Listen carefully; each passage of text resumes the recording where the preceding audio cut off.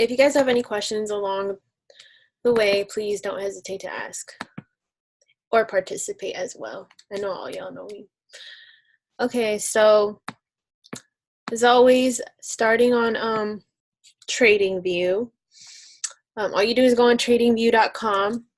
So I have been trading on MetaTrader 4, but TradingView is like the same. I kind of like looking at a bigger scope of the chart, whether as opposed to MetaTrader, it's kind of small because it fits into your phone screen, and that's like you're kind of limited. You can change the settings to make this dark, but I'm not going to teach y'all that. But I just wanted to put that out there. So my pair that I used to trade is Euro AUD. I haven't changed it. I've been very consistent with it for the past like 3 months. So let me just minimize everyone. All right, so Euro AUD, the only pair I trade with, it kind of mirrors Euro GBP, I think, or GBP AUD, but I'm not doing it. So, of course, every time you start, always start on the higher time frame. I'm just going to go over support and resistance zones with you all real quick, because in anything you do, you're always going to need to do that. The more you see it, the better you'll get at identifying support and resistance. I don't know why it makes that noise. Can you guys hear me fine? Mm-hmm. Okay. All right, so I'm going to go here where it says horizontal line. And my line is pretty thick. I made it like that for a reason, so I can see zones really clear.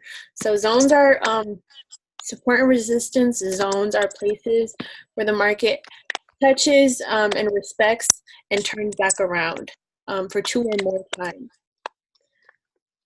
Do you guys hear that like crackle noise, or is it just me?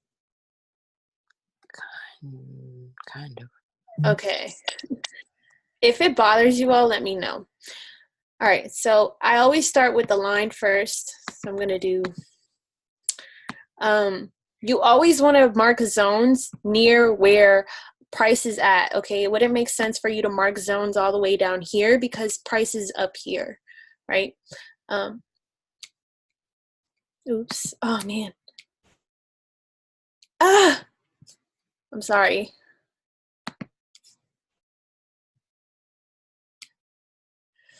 I'm not tech savvy, and I don't know what I just did. Can someone help me?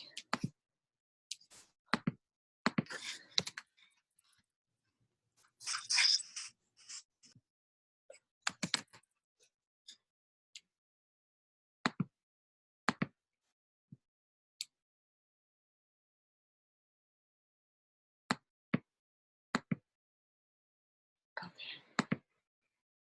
Cool. All right.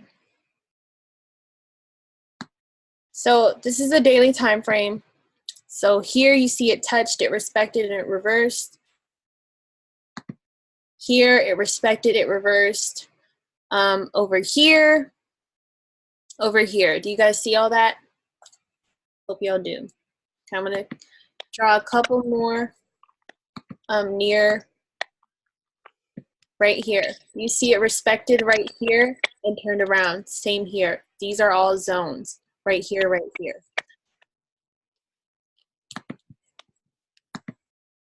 Cool. Zone, these 2 points. Now I'm going to zoom in to the 4-hour chart. I know most of y'all know this. It's common sense, but the more you see it, the better you get. 4 hours. Now I'm going to pull out my rectangle instead of my lines because I'm going to show y'all what I've learned. That's super important.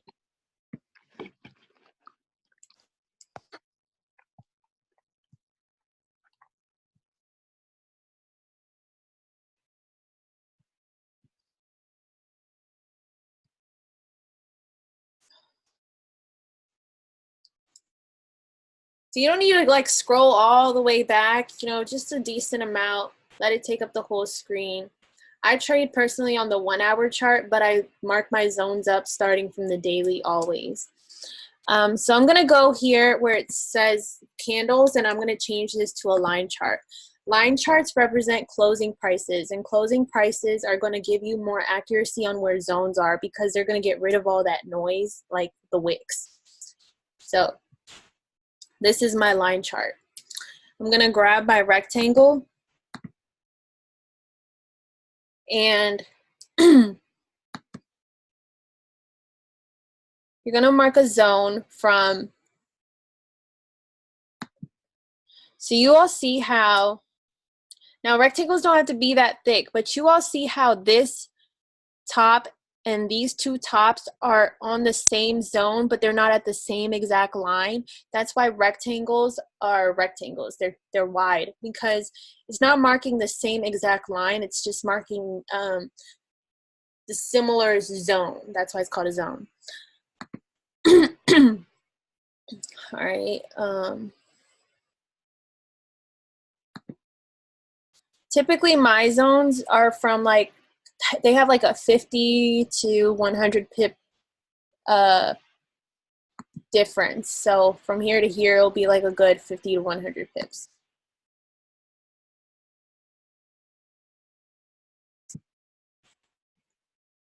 You see how it respected the zone here, it respected the zone here.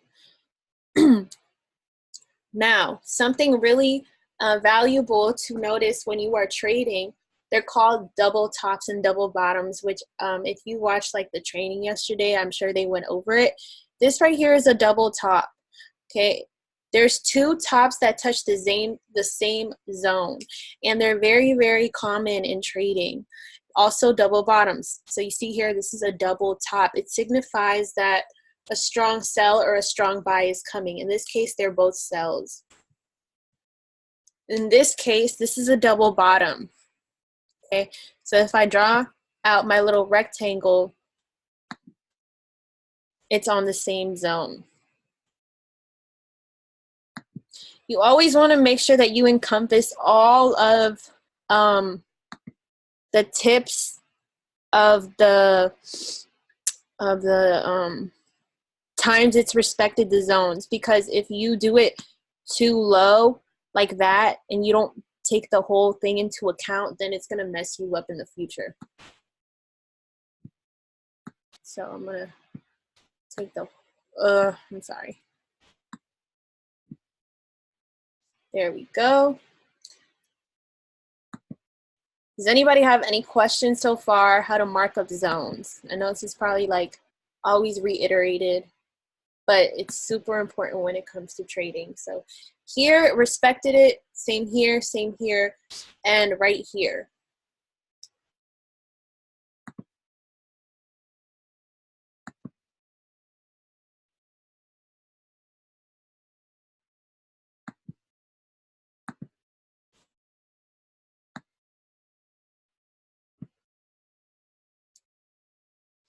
All right, and I'm gonna draw like two more, and then I'm gonna zoom into the 1 hour. Do you guys see this right here? This is called consolidation, and I'm gonna draw a bottom zone to that so you can explain what that means. So this zone that I just drew out, it's taking into account all of these bottoms, right? It's all in the zone. So that's why it's like the thickness of the rectangle is taking into account all of these points. It's not leaving any of them behind. This is called consolidation. When this happens, you have to wait for it to break out of it, okay? But I'm going to get to that in just 1 second. I'm just going to draw out one more zone. So I'm going to zoom into the 1 hour and then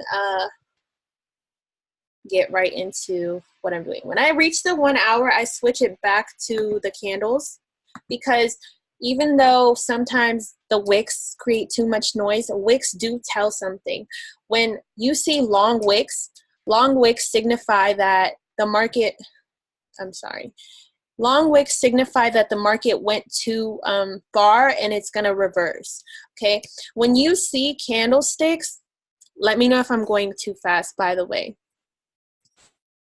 When you see candlesticks that form a lot of dojis, that's how you know a reversal is coming. And I'm going to show y'all what a doji is. I'm just going to Google it so you guys can see a good example of what a doji is.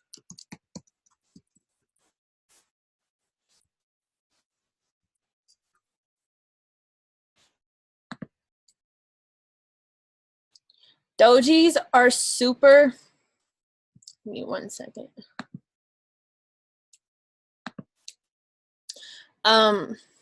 Dojis are super, what is it called? Candlesticks that have very small bodies, yet long wicks. Three of these together is called a vector. Okay, so if you're ever watching IML TV and an expert says, "Oh, you're gonna try to look for vectors because that signifies reversal," this is a vector.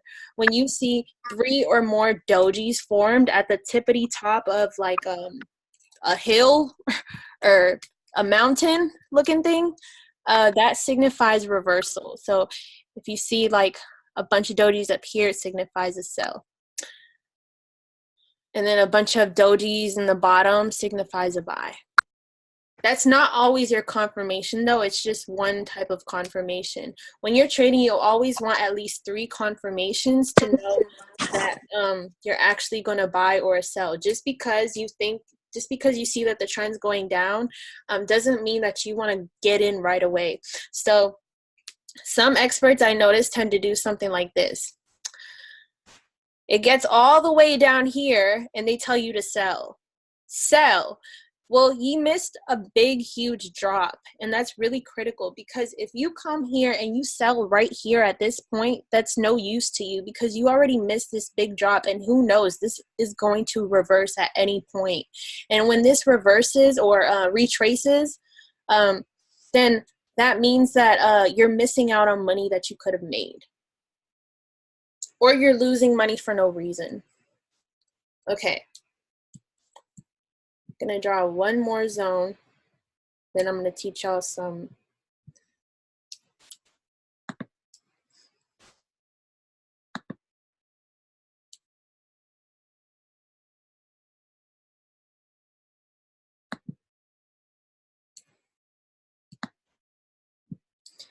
Now remember, I'm taking into account the whole wick because it's happened to me before where I leave the zone way too thin and it breaks through this and I think that it broke through the zone, therefore it's a sell, but it actually reverses into a buy, and it's because I didn't take into account the whole wick. Does anybody have any questions thus far or want me to review how I marked up zones? Because now I'm getting into different types of patterns. Don't all talk at once. Sorry. Sorry. Go ahead. Yes. I'm sorry. I'm trying to like formulate my question. No problem. Take your time. And nobody can see you. Don't feel like you are gonna ask something dumb or anything like that.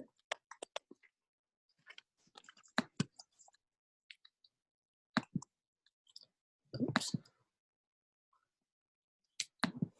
Okay.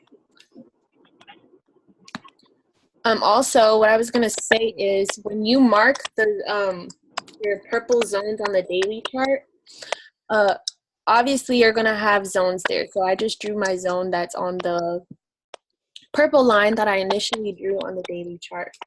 So now I'm gonna go over what exactly you need to look for. Now like I said, I trade on the hourly chart, so I'm gonna have more zones than someone who trades on the daily chart. If you guys want my honest opinion, I kind of am a daily trader, okay? With Euro AUD, with any chart, okay, it doesn't matter what you're using, you always want to look for the biggest highs that it's touched in a while or the lowest lows that it's seen in a while, okay? So this is the daily chart. That means that every candlestick represents one day. So when I saw that this reached this tippity top, like, I don't know when this happened, like 4 weeks ago, I knew that a sell was coming soon. And if we go back and look, in months, it hadn't reached that high in months. You see that? So I knew when it eventually reached around this point that there was a big sell coming, and a big sell did sure come indeed. And then same with this bottom. If a bottom was to ever, if this was to ever drop all the way back down here to this point, then it's a pretty good confirmation that it's going to turn into a buy again, because charts have memory. Okay, so I'm going to zoom in again. Sorry, I'll go back to the hour chart. So things to look for when you're trading, right? Like I said, I'm kind of a day trader, right? So I like to catch trades at the tippity top. But if, let's say, you missed a trade, you want to see when you can get back in. Always make sure that you're following the trend, right? So if this is going down as a sell, it wouldn't be that wise for you to put a buy in. And just because you want to catch a retracement, that's fine, but it's not really what's the word, guarantee that you're going to catch it at a good price, because retracements happen all the time. And since this is a steady downtrend, you might as well just stick to selling, because all in all, if you were to sell right now, you could probably predict that eventually it is going to come back to meet your price and keep selling, because that's happened to me before. You know, just because you sell right now, you go straight into negative, you can assume that you're still going to come down eventually as a sell, because this is a downtrend, and when something's coming down as a downtrend, you want to sell it. Cool. So always look for double tops. Okay, this right here is coming at a buy trend. Okay, it respects the zone, it comes down, and then it goes back and touches that same zone again. That's called a double top, or an M, whatever you want to call it. M's are super common in Forex. And when you see an M, it's a confirmation that you can get in, or a W. But right now we have an M. So when would you get in? All right, let me tell you exactly when you would get in. So you see this, okay, cool, cool, cool. It came all the way up here, and you saw that it was finally reversing to catch this sell. But let's say you didn't catch this sell. Oh no, man, I missed it. Yeah, you sure did, but you can wait until it comes back. Most times, double tops are more common than single tops, and you're gonna see that a lot. If you come here, all of these, you can consider them all tops. You know, they always come back and touch the previous zone. So when you miss something, your best bet is that it's gonna come back and touch it. I wouldn't doubt, or I wouldn't doubt that this wouldn't come back to touch this. It's just something that it does. It's done it previously, so you can assume that it's going to do it again. And this is why I mean that you should study one pair. Okay, you don't want to hop around and just study a bunch of pairs, because this has served me so well, just studying one pair, and I made so much money just sticking to Euro AUD. So if you like trading on the London session, the Tokyo session, whatever, stick to that and just don't be greedy. Okay, so you saw that it came back down. It's coming back to touch the zone again.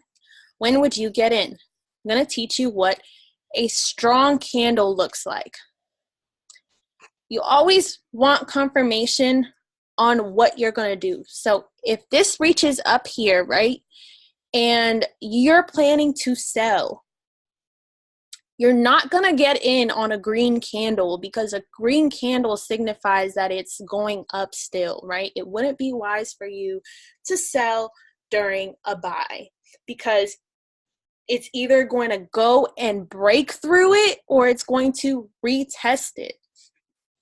So when you're trading with support and resistance zones, every time the price is either going to break through a zone or retest it. What do I mean by that? Here, it came and retested this zone and it reversed. Okay. Here, it came and broke through this zone, and that's why it continued into a sell. So it's going to break through this blue rectangle, or it's going to retest it. Depending on what it does, that's when you know what order you're supposed to do, if you're supposed to do a buy or a sell. So came here, it printed this nice sell candle. You see this? This is a nice strong sell candle.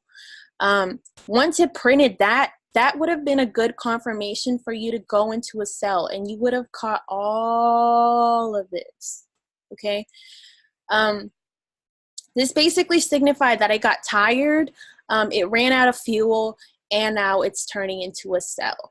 So I teach this all the time. When you're trading from zone to zone, and when experts send out signals, a lot of people think that the numbers that they put out are random. And truth is, they're not. So if you were to get in here, and I'm just going to change the color so I can show you all. Okay. You got in at 1.63345, right? And you got in as a sell. This would be your take profit. The tippity top of this zone, 1.62471. That's take profit 1, okay? When it reaches that,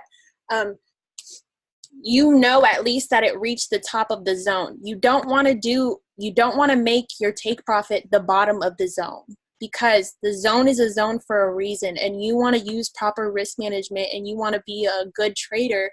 So you don't want to be greedy, so you're going to take the take profit at the top of the zone. Take profit 1, okay? So if Dr. Spiller says sell Euro AUD at 1.63345, cool, take profit 1. What is that? 1.62478. All right, bet. Take profit 2. The top of the next zone. What is that? 1.61605. Okay, now if you're you want a refresher on zones, this right here touched the zone. These right here barely touch the zone. Right here, right here. Okay, and nobody's perfect when it comes to identifying zones. All you need is confidence. Okay, you don't need to second guess yourself. I used to second guess myself all the time. That's why I was never making money. And then one time my friend was just like, you know what, you just need to go ahead and do it. And I did, and I'm doing so well. Okay, take profit 2. Take profit 3. That's where take profit 3 would be, 1.60889. Do you guys see how I'm getting these take profits? If y'all don't want to talk, at least type in the chat. If not, okay, I'll keep talking to myself. I'll ask a question. Sure. For take profit 2, where would you put your stop loss at for that? Yes, good point. Good question. So I was about to get to that. So if you ever hear when someone says, okay, put your stop loss in profit, or make sure you trail your stop loss, basically they're telling you, okay, it hit a take profit. There's no reason why you should be losing money at this point. It's a risk-free trade, right? So going back to where we got in at this price, right? Okay, and then you came back and checked your phone and you saw that it hit your first take profit. What you would do is put your stop loss, modify your stop loss to 1.63345. So you would put your stop loss in entry. And oops, I skipped over myself. When you put this in, by the way, your stop loss is going to be, when you initially put it in the very first time, your stop loss is going to be on top of both of these touches. Okay, you want to give it a little room to breathe, because it's happened to me before where I put the stop loss right on the wick of a candle, like, hold on, let me show you an example, like right there, and it hit my stop loss because it was way too tight. You want to do it a little over, okay? And I'm gonna make this red. So that would be your stop loss initially. I hope you guys Okay. Yeah, I hope you guys are able to see the colors. This is the stop loss. This was your entry. Take profit 1, take profit 2, take profit 3. Okay? Now, and if not, just refer to the side here. Red is stop loss, oranges are take profit. Now, cool. So like I said, guys, if this call times out, just click on the link again and I'll be back. It's supposed to time out in 10 minutes. Okay. So if it hits take profit 1, you would make the previous zone your stop loss. Okay. Then it comes and hits this take profit 2. Why not go ahead and make take profit 1 your stop loss now? Therefore, now you're actually in profit. And if this goes back and touches this, you still made money, and making money is better than making no money or losing money. So you always want to make sure you're keeping up to date with or keeping up with your stop losses. Also, in a situation like getting in, which I know a lot of people are like, well, how will I know when to get in if I'm not constantly on my phone? I get it. I work, and this is how I do it, right? Maybe every 3 hours I'm checking my phone. At least I do check my phone when I wake up. If I see that this is happening and this is still forming a candle, it hasn't closed, you always want to wait for the candle to close before you get in, okay? Because anything can happen in 1 hour. Just because this was a sell at 7:30, at 8, you don't know, it could have turned into a buy. Set an alarm, okay? So if it's 7 o'clock and you see this, it's still trying to make its move.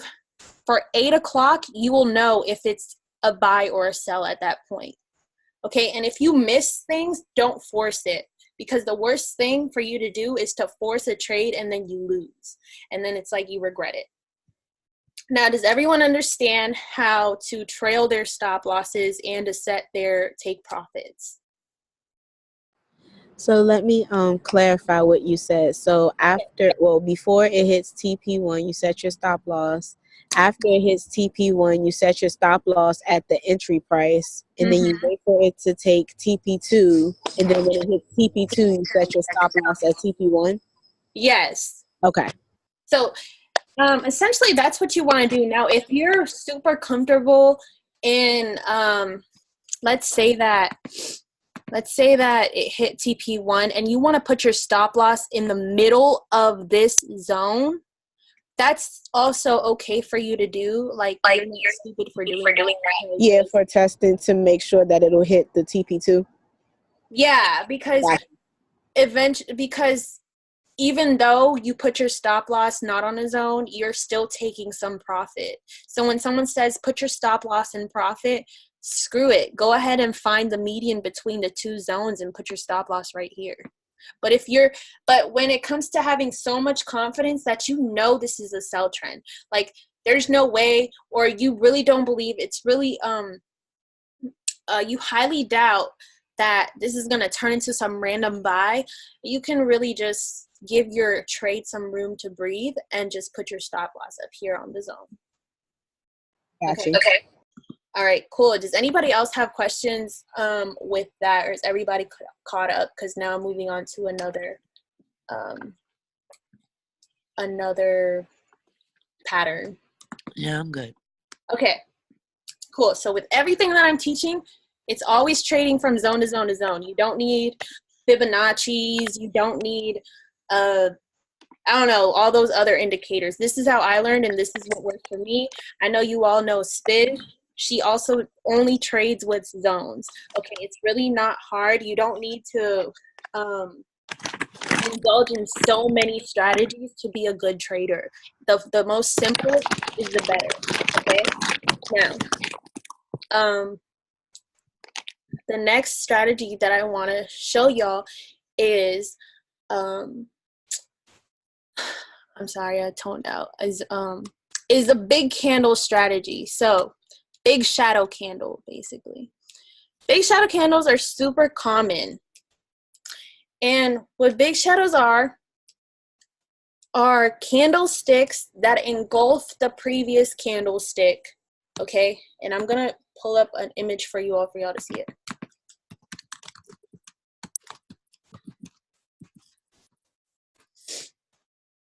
Okay.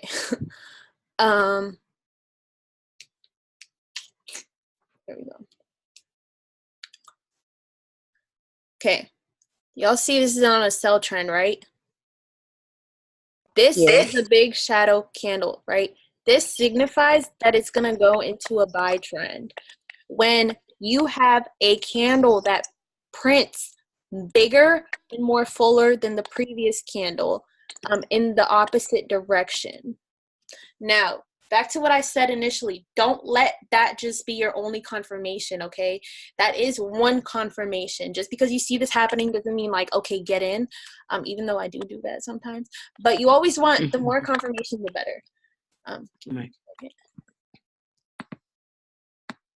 So let me try to find you all an example of a big shadow candlestick. And it's very easy in paper to understand what it is, but in charts, a big shadow candlestick is not going to appear as, it's not going to be as obvious as like how Google is showing it to you. So for example, do you guys see right here? How this candle is bigger than the previous candle. I'm going to assume you all do see that. This candle, that's a sell candle, is bigger than this previous candle. That's a big shadow candle. It engulfs the previous candle completely, okay? And then it turns into a sell. Who would have thought, right? Now, with shadow candles like that, do you include the wick too, or are we talking about the body? So you're talking about both. At first, I used to teach that it was only the body, but honestly, the wicks tell a lot too. But let me show you an example of when it wouldn't be counted as one. Do you see this? How the body is smaller than the previous body? Yeah. It's the complete opposite. That's not a big shadow candle. This is called a kangaroo tail. And I know I'm throwing a lot at you all, so please tell me when y'all want me to stop. Since I've been at work, I haven't been able to teach a lot, but this is very valuable stuff that I use when I trade. So I want y'all to know, when you see a candle, I'm going to teach you the difference between a big shadow candle and a tail candle. So when a candle forms a long wick, which is basically a doji, kind of what I was showing y'all at the beginning, that also signifies reversal, because long wicks mean that the price went way too far and then it came back down because it caught itself. It was like, well, you're going way too far, let's reverse. This down here, as I was showing y'all, is a vector, and I'm going to place a triangle around it so you guys can have a better picture.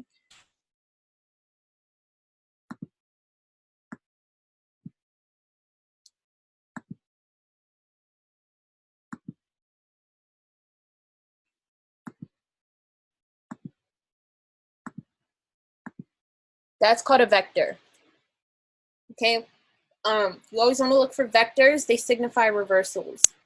When it's 3 or more dojis, that's obvious indication that there is a reversal coming. Do you guys see all of these dojis right here? They're not strong candles. Right? If you see a strong buy candle, then it printed what, 6 like doji candles, and then it turned into a sell.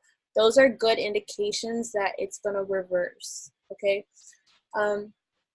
So even though tail candles and big shadow candles do both indicate reversals, they're not the same, but they do function similarly. If you see a big shadow candle, that could be an indication that it's going to turn into a sell or a buy. And if you do see a tail candle, that is also an indication that it's going to turn into a sell and a buy.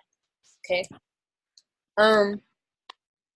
So for example, something like this, I don't know who asked the question earlier about, do you include the wicks? I started including the wicks because I realized that this was happening so often. The wick, like the candle in its entirety, including the wick, was engulfing the previous candle, and it was always reversing. So you see how here it came and engulfed the previous candle completely. It just wicked, and then it turned into a nice little buy, and that's a whole zone. So this is where confidence comes in. How confident are you about the reversal? Once it prints this, it's probably like, okay, yeah, let me get in. And so if this candle printed